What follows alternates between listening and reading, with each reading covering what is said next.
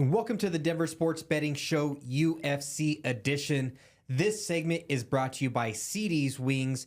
Be sure to get your wing order in early because the UFC fights this week start at 1 p.m. Mountain Standard Time. Their flavor of the month is balsamic chicken rub. It sounds delicious. I can't wait to try it myself. But boys, after a week hiatus, we finally got fights to talk about. UFC Fight Night coming live from Paris, France. I mean, I was a little bit sad that there was no fights this week, but this card is looking pretty good for a fight night. Let's start right at the bottom. Modestas Bukauskas versus Paul Craig. Bukauskas can be had for minus 370. Paul Craig is a plus 280 dog. What's your thoughts? Who do you like in this fight? I got Bukauskas by round one, TKO on this one. Wow, so he gets it done pretty quick. Ryan, what's your thoughts? Yeah, I got Bukauskas as well, too. Yeah, I'm going to go KO in this. I'm not going to put a round to it, though. Minus 125 for that. Okay, so he gets it done pretty easy. I don't think it's going to be that easy for him. I mean, Paul Craig is kind of a veteran, but how come you think he gets the job done so easy? Man, I would love to see Paul Craig win just because he's like the only like true jiu-jitsu guy that just pulls guard and does this random crazy stuff. Like he's one of the best in the division on the ground for sure. And I would love to see him win. I just don't think it's going to stand up. He's not very good at takedowns. If you're going to base your whole game off jiu-jitsu, you have to know how to take somebody down. And he doesn't really know how to do that. And I think this guy gets waxed. Okay, Ryan, what's your thoughts? Because nobody wants to see a jiu-jitsu guy win, right? Like no one wants that. No, Paul Craig's is too one-dimensional, man. He really is. I feel like we'll go with whatever his name is. Modestas. Yeah.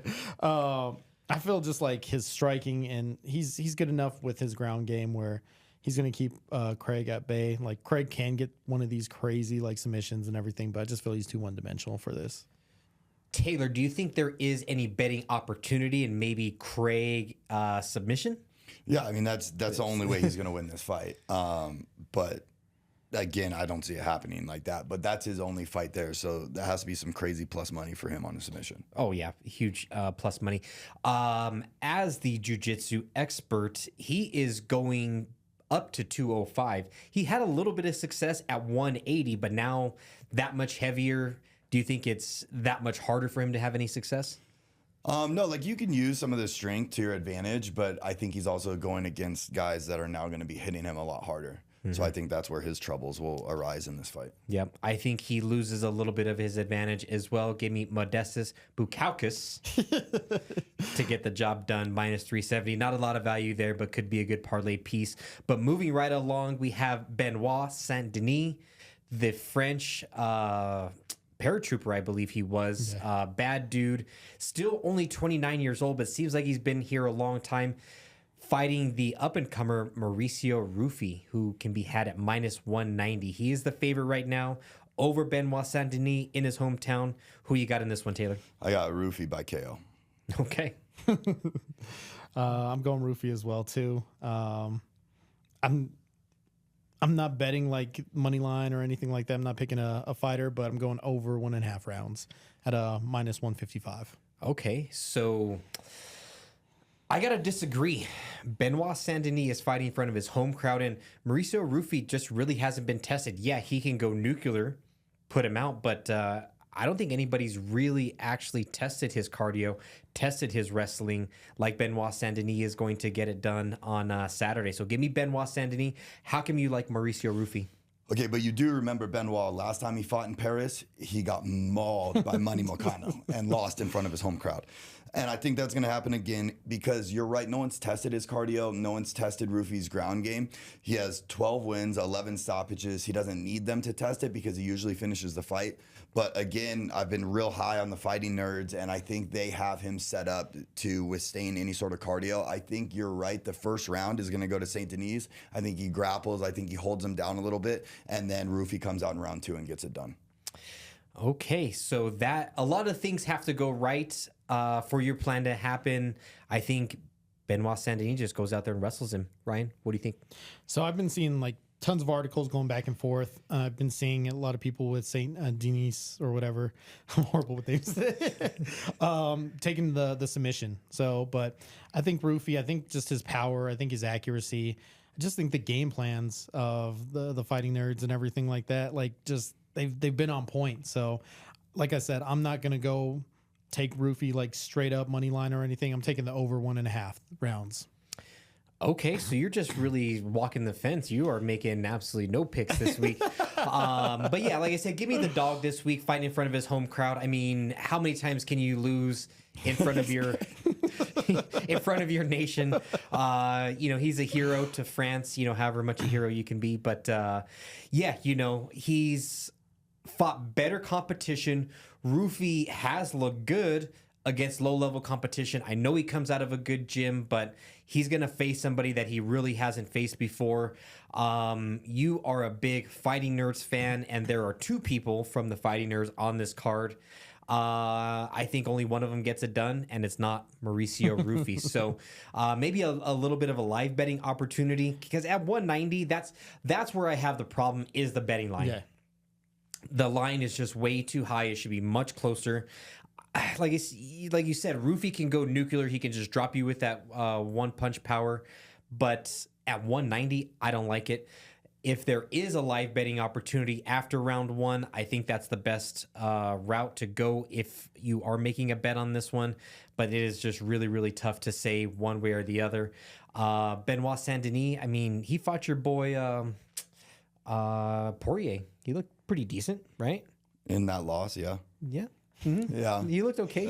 He looked all right, but against top-level competition. That's the point I'm trying to make. Dude, it doesn't matter where he shoots. Like, Ruffy's striking is so like sniper accuracy that I think he's just going to get tagged up. And Ruffy by KO is plus 110 on that. So I do agree with you, though. Minus 190 is crazy to lay on him because of the questions around his grappling and around his cardio. Yeah. Once I see it, I'll feel much better, and this will be the fight that he will be tested. But moving right along, and our main event picks is brought to you by Assured Roofing, locally owned, family owned, veteran owned, operating here in Aurora since 1997. Give them a call with any of your roofing needs. Their phone number is 303-646-9300. These picks are brought to you by Assured Roofing. We got your back on these. Caio Borralho versus Nassourdine Imavov. Boys, who do you like in this one? Fighting Nerds, I think, are going to take over Paris. I got Caio in this one. Okay. Brian. Same. Fighting Nerds. You got me on the hype train, bro. I don't need Next time it's jiu-jitsu. It's coming. No, you got me on the hype train for sure. This is tough. I think there's going to be 2 different game plans. One is a striking game plan, because here's why I say this. The winner of this fight is possibly going to be the number 1 contender. Yeah. Right? Who is going to take on Khamzat Chimaev will be one of these 2 guys. I think if that is the plan, one of these guys needs to make a statement. And unfortunately for my grappling brother here, sometimes just grappling the whole time doesn't really make a statement. So with that being said, if Borralho wants to sit there and strike with Imavov, that could be a bad day for Borralho. You still like Borralho? Yeah, I still like it. The line flipped as well, right? Like, now he's the favorite. Imavov was the favorite when the lines opened. My only concern is, though, he's been to every single UFC event in like the last 4 months. He's always on camera. He just did a weight cut 2-3 weeks ago to weigh in as the alternate for the DDP fight. And so that's my only concern here, is how focused and consistent his training's been. But again, I know he has a good gym around him. I know he has good coaches around him. I think he goes here and gets it done. And Ruffy's going to get the knockout. He's not going to come out after that and not deliver a show. This is true. Ryan, what's your thoughts? So I think, man, I think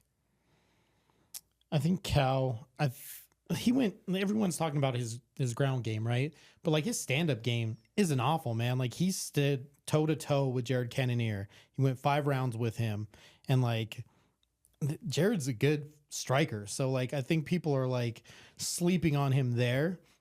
But I'm going Caio decision. That's a plus 150. And to go the distance is a minus 175. So maybe throw it in a little parlay right there. But yeah, I think just the fighting nerds, their game plan here, like they are taking over. So I got both of them winning for sure. But if Borralho doesn't make a statement, does he miss his chance to be the number one contender? But you say like the ground, but like Chimaev, like bro, like that's his game too. I want him. I want Yeah. him to be the number one contender. I'm just scared that if he doesn't do something like big and dramatic, that maybe he doesn't get his shot. I think this is more of a boring fight, to be honest. Like, I think it goes to decision. And unfortunately for either of these two, I don't think it matters because I think RDR and Fluffy are going to give an amazing fight. And that's who's going to end up getting the number one contender. Because Dana said whoever makes the bigger show out of this fight or the RDR and Anthony Hernandez fight. And I think that's going to happen way more exciting than this fight. And that's what I'm worried about is Borralho going out there and trying to strike with Imavov where he is outmatched, quite frankly. I think he holds his own, man. I think he does hold his own with there, but once again, I can see him getting dropped if he does just go in there. I think it is going to be boring. I think this isn't going to be what everyone wants to see here. This isn't someone's going to get dropped or anything like that. I think this gets grinded out, and that's not what people want to see. Yep, I agree. I think Caio Borralho, he strikes a little bit, wrestles, controls, wins the round, and that's how he gets it done. But keep in mind, Imavov, even though he has a Russian last name, he's fighting out of Paris, France. So the crowd is going to be behind him. You can't go in there and grease out these rounds, just barely get by. You have to go out there and win. So that is the only thing that has me a little bit hesitant, but I do like Borralho to get it done. If he wins and he is the number one contender, does he have the tools to take on Hamzat? No. Okay. No. Taylor, what you thought? No, I don't think so. I think RDR or Fluffy have a way better chance against Hamzat. That's who I'd rather see too. Like I would rather see one of those two. Yeah, I agree. So all three in agreement, Caio Borralho Yep. gets it done. Okay, I agree. And that pick was brought to you by Assured Roofing. But don't go anywhere because we have more UFC news to break down. Luckily, there is so much stuff to talk about. UFC 322. Don't go anywhere. We'll be right back.